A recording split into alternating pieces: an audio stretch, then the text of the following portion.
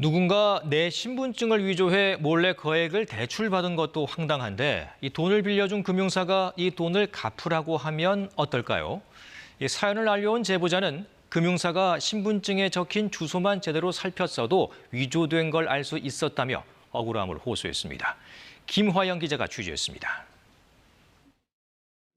이 60대 남성 오모 씨는 약 3년 전 자신의 통장에서 돈을 빼가려는 사람이 있다는 전화를 은행으로부터 받았습니다. 확인해보니 일부는 이미 빠져나갔고 약 1억 5천만 원의 대출까지 실행된 상태였습니다. 퇴근하고 집에 와서 우리 자녀하고 인터넷을 검색해보니까 대출 리스트가 나온다 그러더라고요. 그거 보니까 거기에 그게 떠더라고요. 인터넷 은행과 저축은행, 캐피털 회사 등 3곳에서 인터넷 홈페이지를 통해 이뤄진 비대면 대출이었습니다. 그리고 여기엔 범인의 사진을 넣은 피해자 오 씨 명의의 위조 운전면허증이 이용됐습니다. 중국에 그 리스트가 한국처럼 리스트가 많대요. 신용 등급 이제 5등급 이상으로 해서 찍어가지고 사진을 보내면 만들어서 주는 거죠.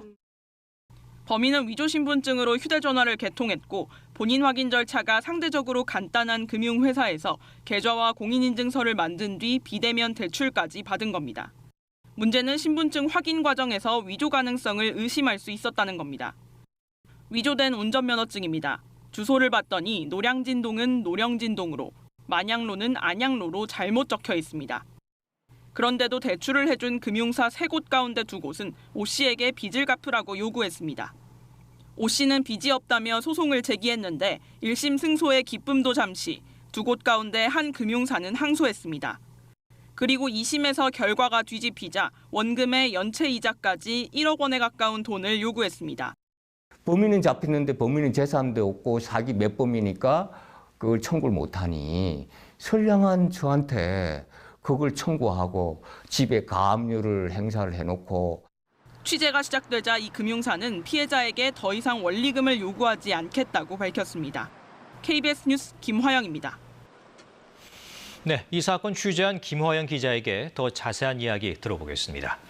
네, 김 기자, 개인정보를 도용한 비대면 대출 사기 범죄입니다. 실제로 많이 일어나고 있습니까? 네, 그렇습니다. 비대면 금융거래가 활성화되면서 이런 사례들도 자주 일어나고 있습니다. 예. 특히 피싱이나 신분증 분실 같은 이유로 개인정보가 통째로 유출이 되게 되면 사실상 막을 방법이 없다는 게 금융사들의 입장입니다.